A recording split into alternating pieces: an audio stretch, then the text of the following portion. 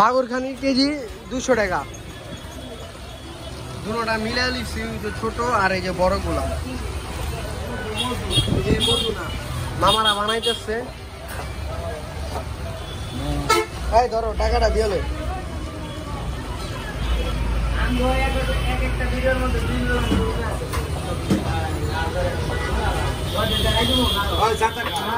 Hello মামা, hello hello hello hello hello.